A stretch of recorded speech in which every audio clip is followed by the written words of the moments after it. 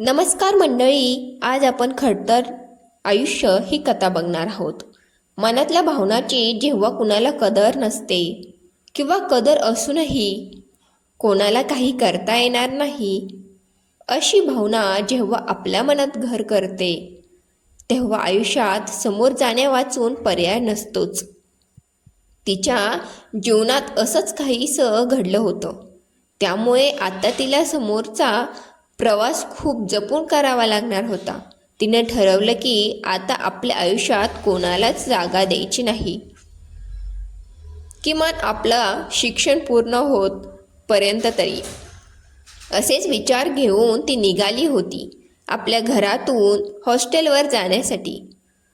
पॉलिटेक्निकला number लागला, त्यामुळे तिला आपलं घर सोडून बाहेरगावी जाऊन राहावे लागणार होते. तसा जिल्हा बदलला नाही तरी एका जिल्ह्यातली गावे काही फार दूर अंतराव नसतात असं काही नाही. तिच्या आईवडिलांच्या गावापासून शिक्षणासाठी राहावं लागणार गाव चांगलं 5 ते 6 घंट्याचा प्रवास होता. आणि समजा एखादी बस चुकली की लागले मग 8 ते 9 घंटे त्या प्रवासाला. बाबा तिच्या खूप जवळचे म्हणतात ना, की मुलांना आई आणि मुलींना बाबा जास्त प्रिय आणि जवळचे वाटतात.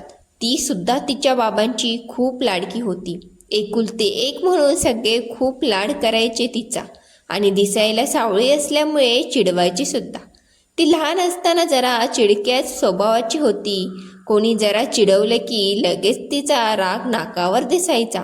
आणि तो नाकावरचा राग सगळे भाबत अजून तर तिला चिडवायचे आणि सांगायचे की तू आरशात बघ एकदा, तुझा नाक किती फुगवले. तिचे भाऊ, आत्या, आत्याची मुलं मुली, मामा असा भला मोठा आत्मपरिवार होता तिचा. मात्र त्यांच्यामध्ये ती एकटीच सावळ्या रंगाची. लहान असताना कधी जाणवलं नव्हतं तिला की आपण सावळे आहोत. कारण रंग जरी सावळा असला तरी बाकी सगळ्या गोष्टीमध्ये ती अव्वल असायची.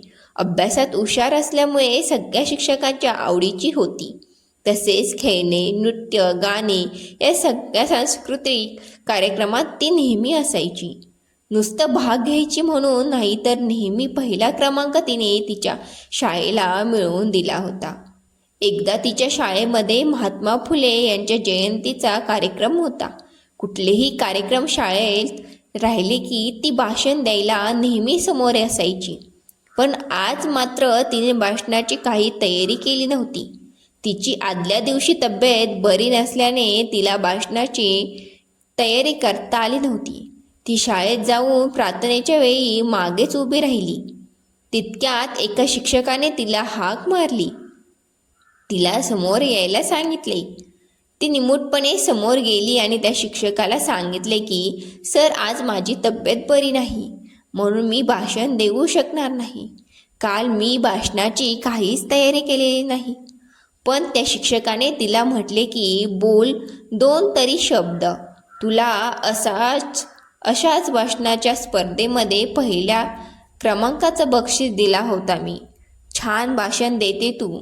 एकदा हाती माईक घेऊन बोलून तर बघ. त्यावेळेस लहान मूल हातात कागद घेऊन भाषण देत होते. लहान असल्यामुळे त्यांना पाहून भाषण द्यायची मुभा होती. पण तिने भाषण सुद्धा कागदावर लिहून आणलं नव्हतं. पण त्या शिक्षकाचा विश्वास तिला बळ देऊन गेला. ती हातात माईक घेऊन बोलायला सुरुवात केली. भाषण संपलं आणि टाळ्याचा कडकडाट कानी पडला तिच्या. आणि वाटलं की खरंच पाहून भाषण देण्यापेक्षा मनातले शब्द बाहेर बोलून दाखवावे. सगळ्यांना तिचा भाषण आवडायला होता. मित्रमैत्रिणी असा मोठा ग्रुपच होता त्यांचा. रंग जरी देवाने सावळा दिला असला तरी बाकीच्या गोष्टी मात्र भरभरून दिल्या होत्या तिला. म्हणून तिला कधी तिच्या रंगाची खंत नाही वाटायची. 10वीमध्ये पहिल्या क्रमांकाने पास होऊन 12वीला विज्ञान शाखेत प्रवेश घेतला होता. गाव खूप छोटा नव्हता तिचा, पण त्यावेळेस मात्र विज्ञान शाखा नव्हती तिथे. म्हणून 12 शिक्षक तिला बाहेरगावी राहूनच करावं लागलं होतं. प्रेम आई बाबा, आत्या मामा, आजी आजोबा, भाऊ असं सगळ्यांचा प्रेम भरभरून मिळालं होतं तिला. पण त्याचा मात्र नाही. जीवापाड प्रेम करायची ती त्याच्यावर, त्याला न कळत. त्याच्याकडून काही अपेक्षाही नव्हत्या तिला. फक्त वाटायचं की आयुष्याच्या या वाटेवर तो फक्त सोबत असावा. क्षितिजाच्या रंगासारखी प्रत्येक पहाट त्याच्याबरोबर व्हावी आणि रोज एक एक पाऊल मावळताना हे आयुष्य त्याच्यासोबत जगावं. नोकरी, कितीही शिक्षण घ्या, पण जर तुमच्याकडे चांगली नोकरी नसेल तर तुम्हाला कोणी विचारणार नाही. हे एक कडू सत्य आहे. असंच झालं होतं तिच्यासोबत. नोकरी नाही तर त्याला आपल्या घरचे कधीच आपल्या जीवनसाथी म्हणून मान्य करणार नाही हे तिला चांगलं माहीत होतं. अंधश्रद्धा यावर तिचा विश्वास नव्हता, पण देवावर कायम निष्ठा होती. एकदा तिच्या काकूंनी तिला सांगितलं की काही व्रत करायचे असतात जे आपल्यासाठी चांगले असतात. आपल्या मनातले संकल्प पूर्ण होतात जर आपण निर्मळ मनाने ते केले तर. आता ह्या बाईला काय पाहिजे होतं? मनातील गोष्टच तर पूर्ण करायची होती. मग त्यासाठी तिला उपवास तापास काहीही मान्य होते. तिने महालक्ष्मीचे व्रत करण्याचा निर्णय घेतला. 2 इच्छा देवाजवळ रोजच सांगत होती ती. एक, त्याला चांगली नोकरी. दुसरी, सांगायची आवश्यकता नाही तरी तो आपल्याला मिळो. पहिला शुक्रवार आला. तिने उपवास केला होता. त्या दिवशी मनात काही संकल्पनासुद्धा. त्या दिवशी ती कॉलेजमधून लवकर येऊन घरी जात होती. घर लांब असल्यामुळे पायी जात होती. घरी लवकर पोहोचून सायंकाळी पूजा करायची होती तिला.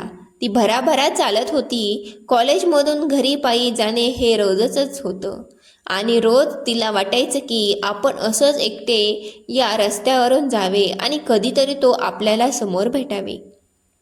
आजही तिला असंच वाटत होतं. तो आपल्याला आज तरी भेटेल काय? कसं शक्य आहे? तो तर इथे आहेच नाही मग. पण जर तो आपल्याला भेटला तर? त्याला विचारायचं का त्याला आपल्याबद्दल काय वाटते ते? हो, विचारायचं त्याला. छे, काहीतरीच हे आपलं विचार. एवढा विचार करतच ती जागच्या जागी थांबली. तिच्यासमोर एक गाडी येऊन थांबली. हाताने ब्रेक मारतच तो तिच्यासमोर गाडीवर होता. बापरे, देवाने खरंच आपलं ऐकलं की काय? असं झालं होतं तिला. आता काय करावं हे सुचतच नव्हतं. आपण ठरवल्याप्रमाणे विचारायचं का त्याला? नको, आज नको. भेटेल तो पुन्हा कधीतरी विचारू तेव्हा. तिचा मन तिला स्वस्थ राहू देत नव्हतं. तिची आपल्याच मनात घालमेल चालू होती आणि तोच त्याने बोलायला सुरुवात केली. कॉलेज सुटलं वाटले. साक्षी, हो, मला काहीतरी विचारायचं होतं तुला. अक्षय बोलतो. विचार ना. साक्षी, माझ्या हातावर मी एक प्रश्न लिहिते. त्याचं उत्तर हवं आहे मला. देशील? अक्षय, हो, देईल की. तिने आपल्या हातावर एक वाक्य लिहिलं. डू यू लव्ह मी? त्याला जणू हे अपेक्षितच होतं. जराही विलंब न करता तो उत्तराला हो म्हणाला. साक्षीला मात्र खात्री नाही वाटली, म्हणून तिने अजून विचारलं. खरंच?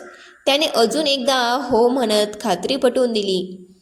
त्याला उशीर होत होता आणि रस्त्यावर असं बोलणं त्यालाही अवघडल्यासारखं वाटलं, म्हणून लवकर गेला तो. पण साक्षीच्या मनात मात्र खुशीला काही मर्यादाच नव्हती. नाचावं की उड्या मारावं हेच कळेना झालं तिला.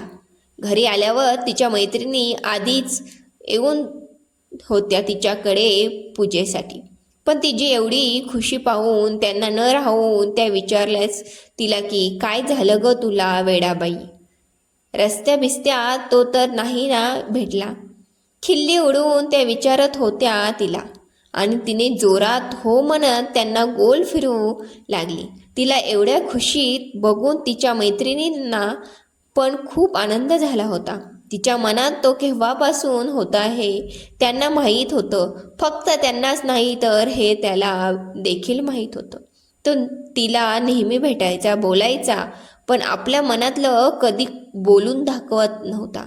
हिच्या मनातलं कित्येकदा त्याला सांगून झालं होतं. ही तर त्याचं बोलणं म्हणजेच आपल्या प्रेमाची कबुली असे गृहीत धरली होती. पण त्याच्याकडून स्पष्ट होकार कधी मिळाला नव्हता. तिच्या मैत्रिणींना थोडी भीती वाटत होती की तिचं हे प्रेम फक्त एकतर्फं तर नाही ना. म्हणून त्या तिला नेहमी विचारत असायच्या की त्याने कधी तुला तसं बोलून दाखवलं का? त्याचं तुझ्यावर प्रेम आहे की फक्त असंच? आणि या गोष्टीमुळे ती दुखावली होती. तिला त्याच्याकडून स्पष्ट उत्तर हवं होतं आणि ते उत्तर तिला आज मिळालं होतं. त्याचं उत्तर होच असणार हे नक्की होतं, पण आपल्या मैत्रिणीचं बोलणंसुद्धा तिला पटलं होतं. आज त्याच्या होकाराने तर जणू तिच्यावर जगातल्या सगळ्या सुखाचा वर्षावच केला होता. मंडळी, कथा आवडली असेल तर मराठी कथासंग्रह या चॅनेलला सबस्क्राईब करा, लाईक करा, शेअर करा, कमेंट बॉक्समध्ये कमेंटसुद्धा करा. आणि कथा वाचल्याबद्दल, ऐकल्याबद्दल मनापासून धन्यवाद.